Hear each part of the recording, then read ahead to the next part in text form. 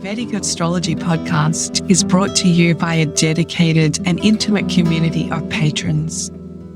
Perhaps you'd like to join us where we meet every week to check in and talk astrology, and where we have monthly gatherings to deep dive into our personal charts, to study Vedic astrology, and to apply and harness transits. Join us today, and thanks for listening to the Vedic Astrology podcast. Hello, everyone. Welcome back to the Vedic Astrology podcast.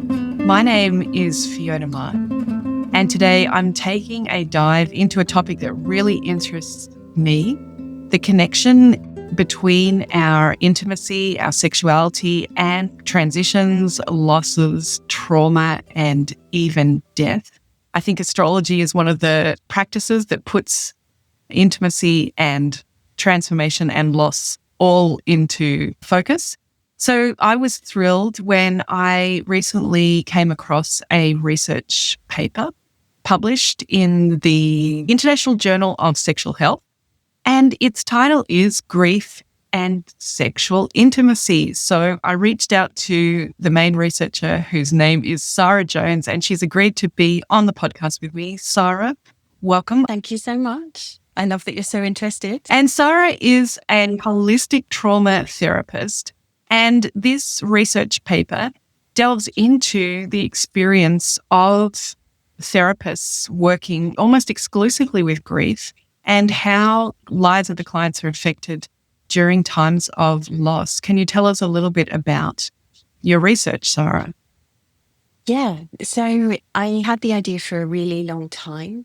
For some reason, it had been sitting under the surface for ages, and I was looking for a reason to explore the topic because I had this idea that there was some kind of interaction between the two subjects, and it was way more common than anyone was talking about. That there are depictions in film, you read about it in books, it's there in other kind of sources, but research-wise, nobody was really talking about it. And it's two very taboo subjects. For that reason, it was so interesting to explore that with therapists and to realize that even for them, a lot of them found it really hard to approach the topic. They had difficulties discussing it with their clients. Their clients found it hard to bring up the subject with them, even though it was really affecting their lives in different ways, because there are lots of ways that the sexual lives of bereaved clients could be affected in so many ways, but that they weren't feeling able to bring that to therapists, or certainly not very often. And when they were, the kind of conversations that were happening and where that was going. So it was a really fascinating subject to explore in what feels to me like a really important but really unloved topic. I hear everything you're saying. In fact, I love that you mentioned two taboo topics, and maybe that's what links them in astrology. They often would be associated with the 8th house is often associated with intimacy and sexuality, with transformation.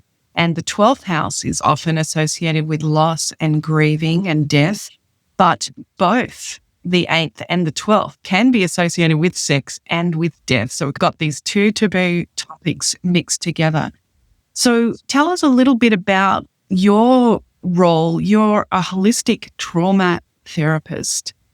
It's obviously linked in some ways to your research. Tell us a little bit about being a holistic trauma therapist. So the reason for the title is because I work with a number of modalities. I have a background both in psychology, psychotherapy, and also in embodiment work. So looking at treating the person as a whole person.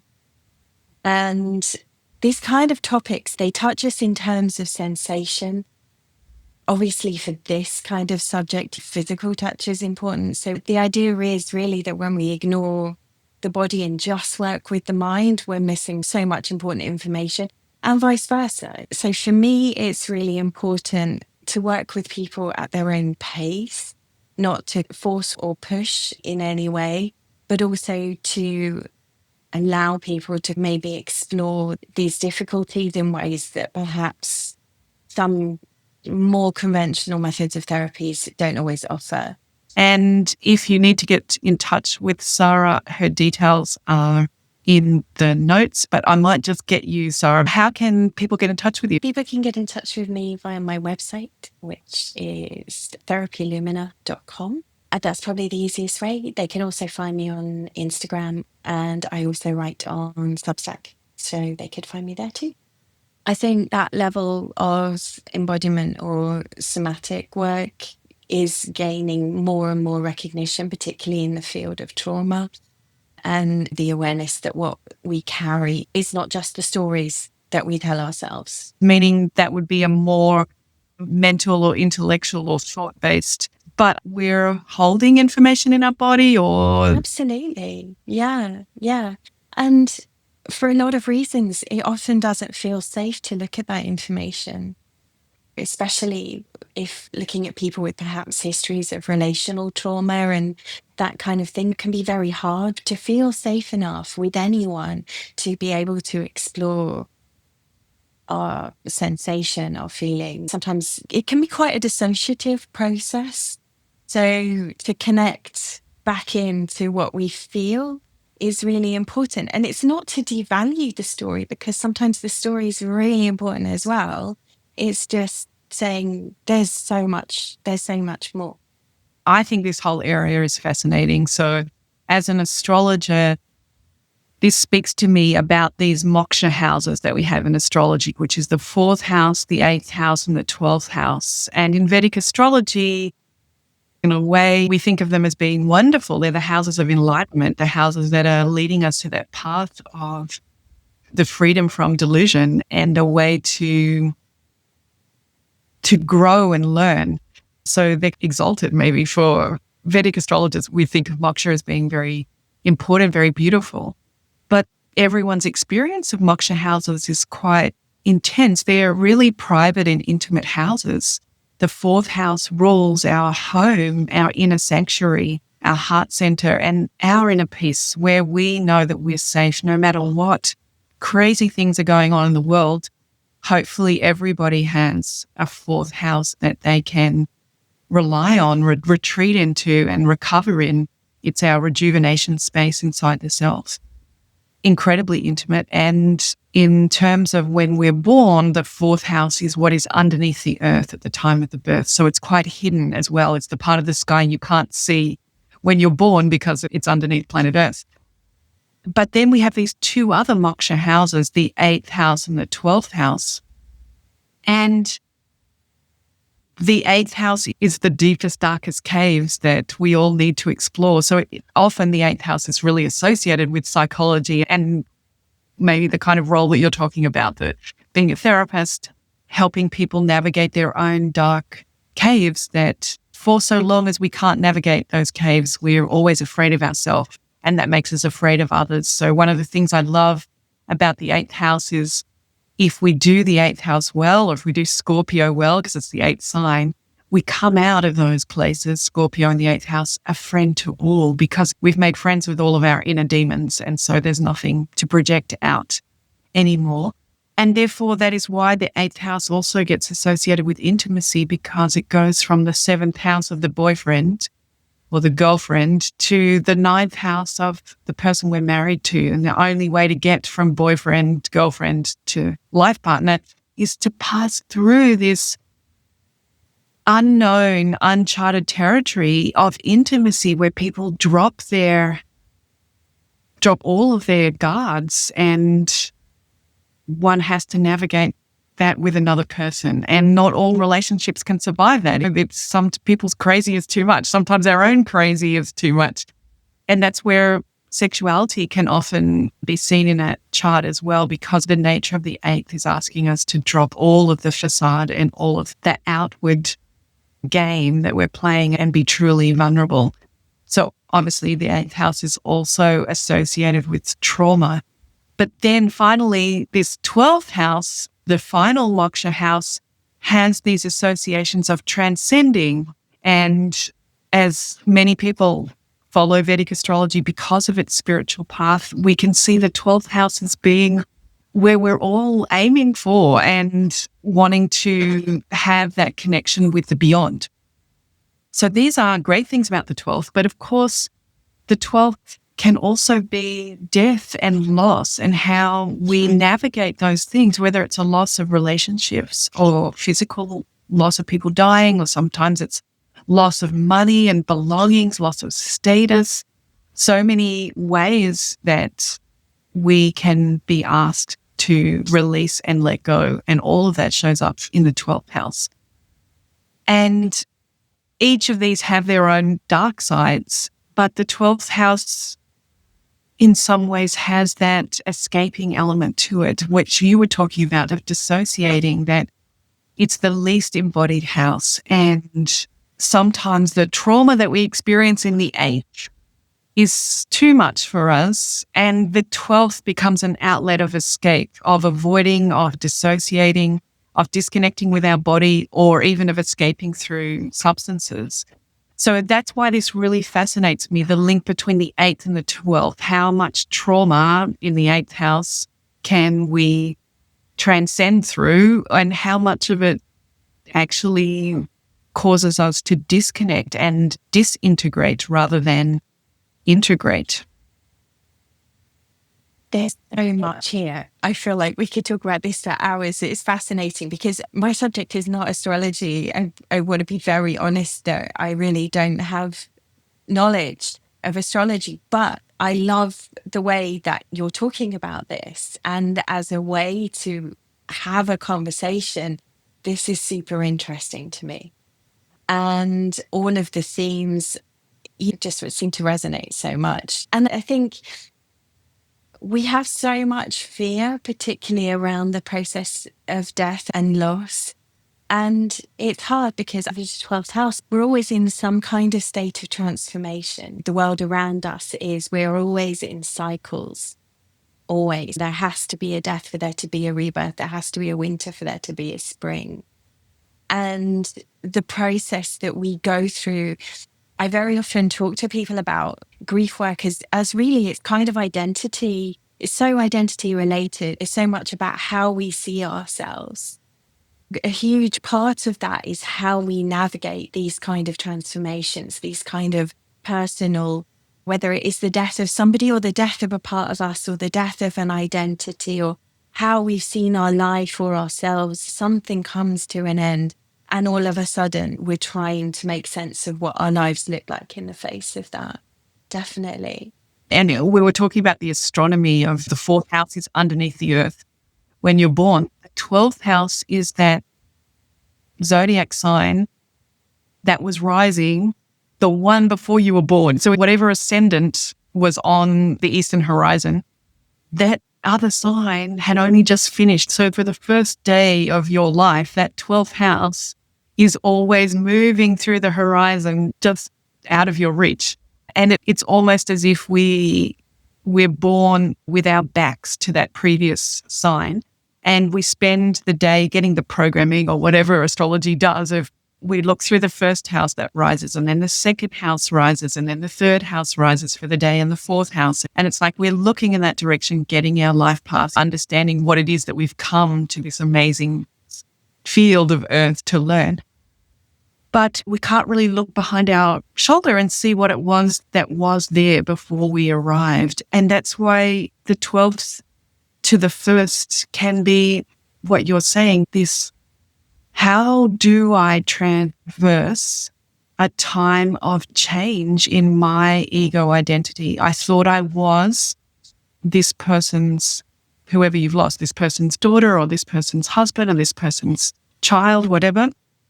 And how do I find my new life path when this role has changed so significantly, which could be the loss of one's country, the loss of one's job. As you said, there's many ways to have one's identity being challenged to update. It seems like a process of renegotiation, both with the self, but also inevitably with the closest people around us.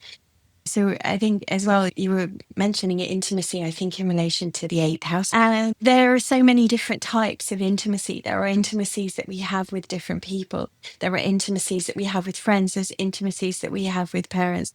Then there's intimacy that we have with partners, lovers, all of that kind of thing. There's a different type of intimacy that we have within therapeutic relationships, for example.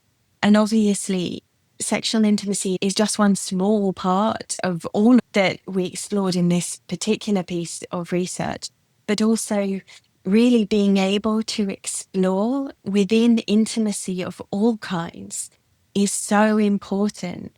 And within ourselves, within our intimate relationship with ourselves, which can be really confronting and really hard to look at. So it is both this internal process and this external process. That makes sense. Mm. And then let's try and bring it into more tangible experience. So I think my strongest experience of loss in some ways was a loss of my mother, because I was lucky enough to be with her as she was transitioning. It was a very powerful experience for me, and it's strange to say I really enjoyed it, but I felt like I was in the right place at the right time. I learned a lot. And spiritually, I learned a lot, and it's all fit into my spiritual world. It didn't cause me to have to renegotiate my identity spiritually. So in that way, it was a very calm and peaceful experience. But in another way, I've just felt exhausted, or I felt that my energy was very low in the period after my mum passed. So in the 12th house, in astrology, we think about it as like the energy is just whooshing out. And this is how I personally felt like I was an energy bucket with lots of holes in it. Didn't matter how many wonderful things were happening in my life, which they were. All of that wonderful, joyous stuff, fantastic, was just also seeping out. There was no holding on to anything. And it was, for me personally, not really a time when I wanted to particularly experience sexual intimacy, because it's such an alive and embodied experience. To be with someone physically, intimately, is very embodied and fleshy and energizing. But interestingly, when I mentioned your paper to my husband about grief and sexual intimacy, he was like, oh, yeah, I bet people have loads of sex when they're grieving. Like, what a great way to deal with grief. It spans a real continuum. Do you find that in your work, that everybody is along that continuum somewhere?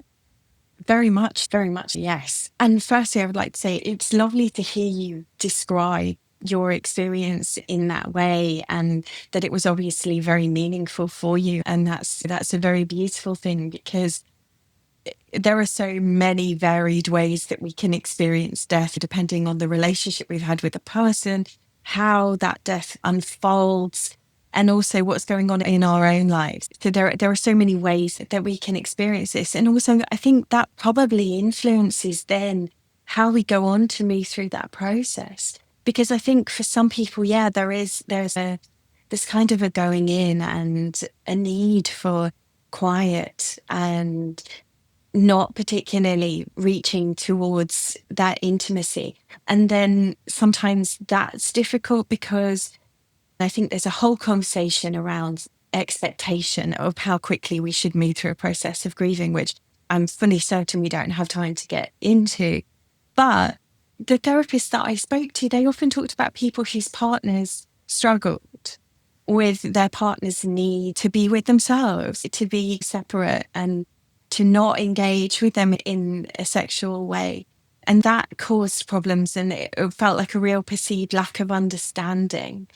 And of course, there are many circumstances that then can unfold as a result of that, and that sense of not feeling seen, not feeling recognized by our partner, who's just deeply immersed in their own process.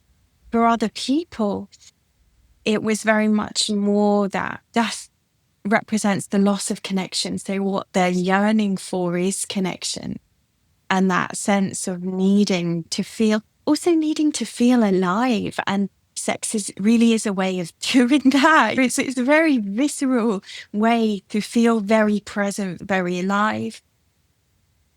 Not always, of course. Again, when we're talking about dissociative experiences, there are so many permutations to this, which is why, for me, it was just so important to lift the lid on the subject, because there's so much actually that could be explored. And I think, like you said earlier on, some people, they reach for other experiences. They want intensity of some kind, and whether that's whether that's substances, whether that's risky behavior, whether that's more compulsive sexual behavior, or completely the opposite. There are so many different options and so many different ways that people experience bereavement. Definitely. And then I guess there are those cases where the person you lose is your sexual partner. And so then that's really combining the mix together, that at the same time as losing a significant relationship, one's also lost access to the way that they reveal themselves and experienced euphoria or whatever was going on in that relationship. And of course, also perhaps we do lose partners when the relationship is not in a great place too, and maybe there have been problems there. So, there's really a lot in intimacy and death. Absolutely. And it is rarely one loss. It changes many aspects of our lives. So again, when I spoke about it being a renegotiation, a lot of that is looking at more things which have shifted and changed and other potential losses that happen in the wake of this one significant death. How that unfolds is so incredibly individual. Yeah. And that's something about the Moksha Houses, isn't it? That only the self can navigate those Moksha Houses. That's probably what makes them such a source of spiritual learning, but also they're only navigable by the person. There's no check seat or perfect template of what someone should do during that period. So one of the things that I wonder has an impact in this is rituals that perhaps in other times of humanity, or depending on what faith you might be in, there might still be rituals. But it strikes me that this is death and sex. It can have rituals associated with them. Is it something that you think can help people? And do we suffer from a loss of knowing what to do because we've lost some of those rituals? I think so. And we keep a certain amount of ritual, and depending on our culture or our faith and all of those sorts of things, those rituals will look different, particularly around death. And I think there is an importance of ritual. There's an importance of a recognition, really, of what that does. It marks something important. The reason I think ritual is important is because it's going, no, this is a big thing. This is significant for me. And it's so significant that I feel the need to actually demonstrate that in some way. And for that reason, I think ritual's really powerful. The rituals that we have in place, perhaps culturally, don't always suit everybody.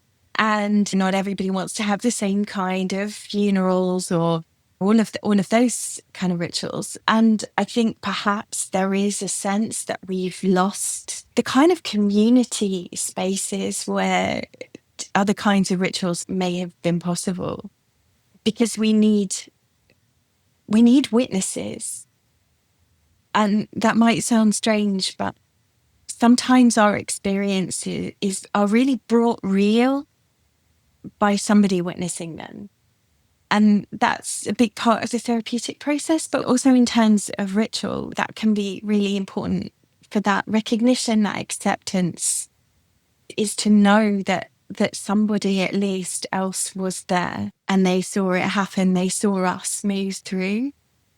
And it can be ongoing. It doesn't have to be one ritual. It can then become annual ritual. There are theories with grieving that we have to move through all the anniversaries with other sort of traumatic episodes as well. I know anecdotally that sometimes, I know from myself, that sometimes it's like there's an echo that's experienced. And sometimes even when you're not thinking about the upcoming anniversary or something happening, like just something in your body knows that it's coming. Again, we're talking about super individual experiences, and what's meaningful for you in that might be really different. And sex, it's so complicated to talk about ritual because, again, there are so many options and so many ways that we could talk about this. Do we prepare a space? How do we move through that process? Do we have things that we need from our partners, from ourselves, in order to really feel connected and present, and to be able to be so vulnerable. Because of course, that's the other thing, is that sex is incredibly vulnerable. And when we're grieving, it's like we're walking around sometimes with this kind of wound that's open. And it's an incredibly vulnerable place to be. So to then add in this extra layer of vulnerability, sometimes we need to put into place, what do I need in order to be able to access this? I totally agree with everything that you're saying there. So your takeaway in some ways is that to remind people the freedom that they have, the creativity to choose the rituals that work for them, even though in the past we might have had more structure, society or cultural wise, that we can choose our own rituals. It strikes me, I live in Portugal, so one of the rituals that people often observe at the death of a partner is wearing black for a period of time, or certainly women tend to wear black once they've lost their life partner. And it communicates to other people around them without the person saying anything at all that I'm perhaps in a time of introversion and maybe don't be offended if I'm not interacting with you. I think different cultures have had different ways of expressing that. And I know in the past there's been black armbands and all of that kind of thing. And it's just a way of moving through the world going, you know what, could you please just be careful with me?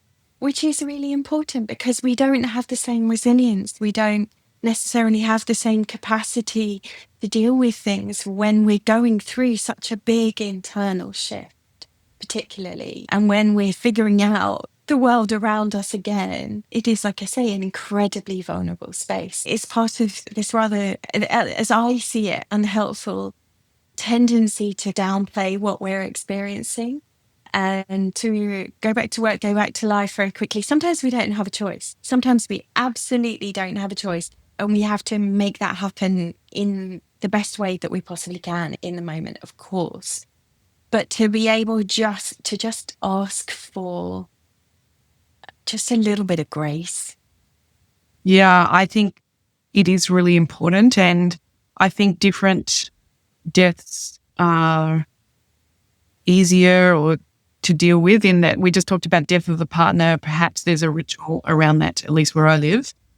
And maybe death of the parents is something that in some way all children expect that they might have to navigate that, and maybe they're going to have siblings to help them with that. So we have some knowledge around that. But for women in their fertile period, there can be loss of child through miscarriage or through terminations.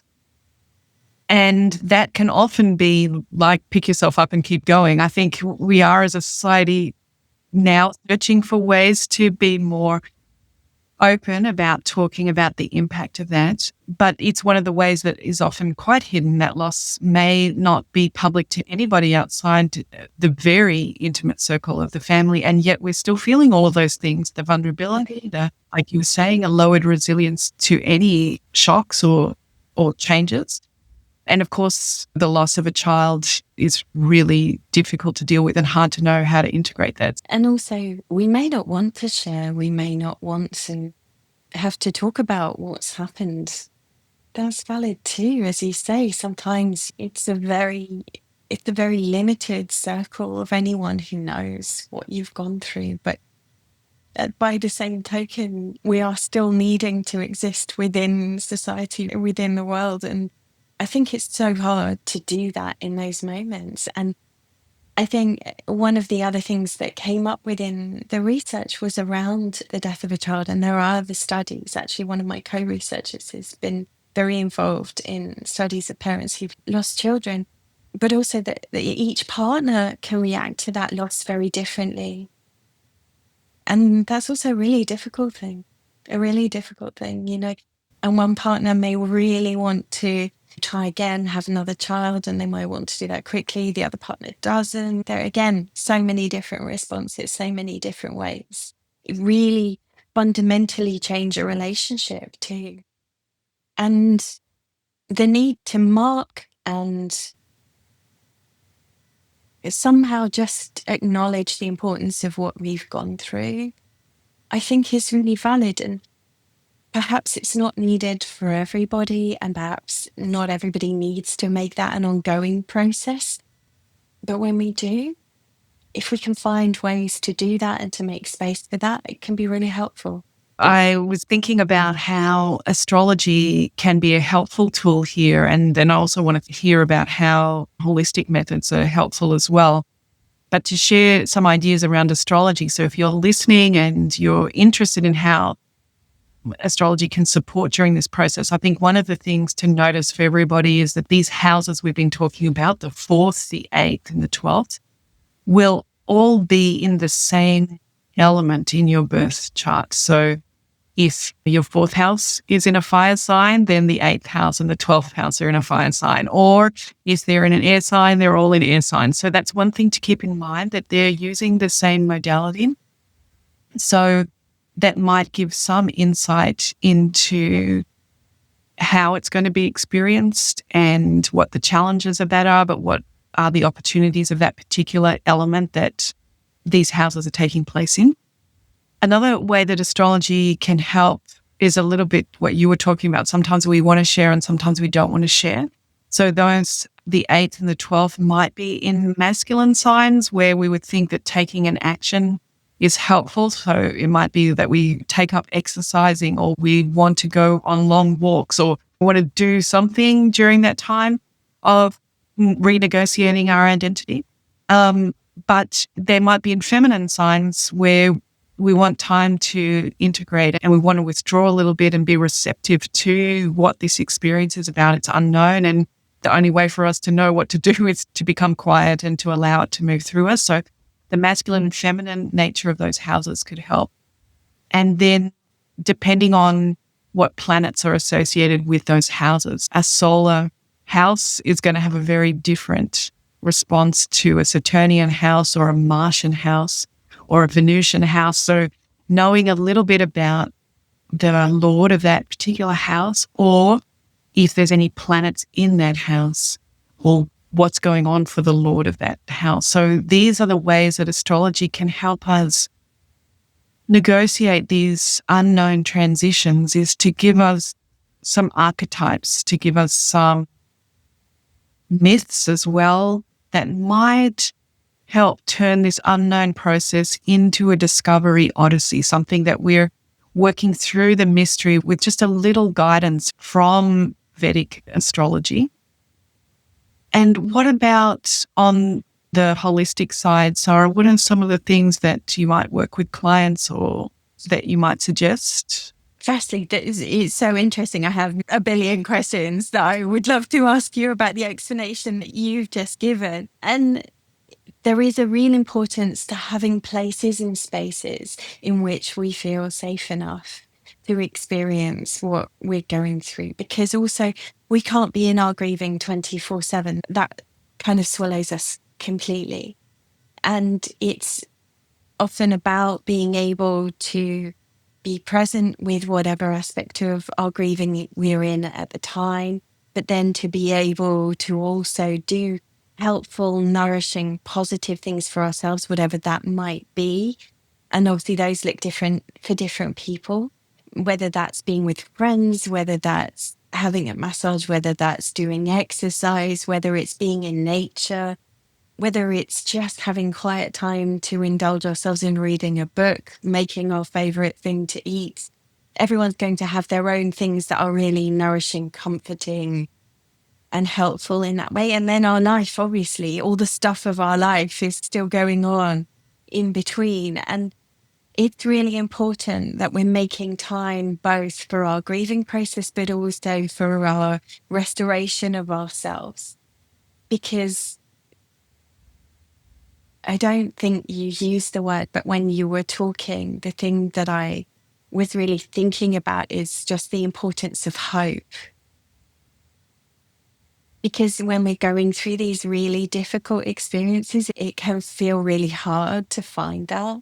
But it's so important that we do find that, because we do come through the other side of these experiences. We can find ways to navigate them. And I'm not a fan of thinking that we put aside the experiences that we've had. It's more like we allow our lives to expand around them. We allow our lives to grow around the experiences that we've had, and to be able to find ways to expand again. And that can be how we process, how we understand our experiences. It can be in our physical experiences. There are so many different ways, again, that we can look at that. But finding places and finding ways to encourage ourselves to recognize that there is, if I dare use the word, hope and positivity, and that there is life waiting for us on the other side of this experience. A beautiful strand to bring into our discussion, Sara, and astrology can be so helpful with that as well. That gives us a way to see time expanding through our life and the various things that we've faced and how we've grown through those experiences can help us know that we're going to get through this experience as well. And I think that's where astrology can hold our hands in this situation, revealing our strengths in these experiences already. And in some ways, that's where Vedic astrology and what yoga is trying to teach us is to help us practice this experience of fully enjoying the present moment and being fully present to the experience of that transition of the present moment into the next moment and into the next moment, just like the breathing in and the breathing out. So our yoga practice, our spiritual practices we have in our daily life and our mundane life, we have the chance to practice the skills that will give us the hope when these times come along. So I've always found it really inspiring to be on the spiritual path because we have that opportunity to practice now all the time how to be good at letting things go, how to be good at fully receiving things, and how to be good at letting things go. And perhaps the mundane culture that we live in is a little bit more focused on the getting of things or the holding of on to things. We don't actively practice the letting go of things, but it's a really essential part of the whole cycle of life. Yeah, and I think that spiritual dimension, whatever that means to a person, whether that's faith, whether that's science. I know for myself, whenever I want a reminder that there's just something so much bigger than me, I can walk out and look at the ocean and just feel that. And I find that incredibly powerful and meaningful to me.